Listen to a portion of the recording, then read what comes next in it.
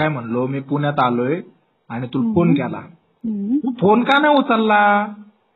लगेच कसं, माझं खरंच लक्ष नसेल, झोपली असेल मी. अरे दुपारी कोण झोपतं का?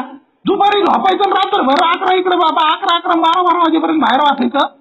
काय वाटायचं, अरे आपल्या इकडचं 11 वेगळे, इकडचं 11 वेगळे. तिकडचं 11 म्हणजे तिकडे काय सूर्य उगवतो काय रात्री 11 वाजता? तिकडचं वेगळं आणि इकडचं वेगळं. तू पहिल्यांदा एक काम कर, ते पीजी सोड आणि तिकडे कुठेतरी ना रूम घे तू दुसरीकडे. पण आता मी इथे कम्फर्टेबल झाले. तू कम्फर्टेबलच होणार तिथं. तिथं तसं सगळं वातावरण ढूळ करून ठेवलं, तिथं तू कम्फर्टेबलच होणार आहे. हे बघ, हे मित्र आहेत, लोक येतात जातात आयुष्य. तू आहे, तू होता, तू राहशील, राहण्यासाठी माझ्या आयुष्यात येतं जातं म्हणजे माझ्या आयुष्यात अजून कुणीच नाही आलं ना. हा, तू आयुष्यात बरे 4 जण येऊन जाऊ राहिलेत. माझ्या आयुष्यात एक कुत्री सगळं येणार आहे. कुत्री सगळं लांबून जाते माझ्या. मी बोलते ना, मग थांब जरा. कशाला थांबू मी? म्हणजे माझ्या डोक्यात पारा सरकून तू म्हणते का थांब जरा. बरं, तुला याच्याशी घेणं देणं नाही का? माझा इंटरव्ह्यू कसा गेला?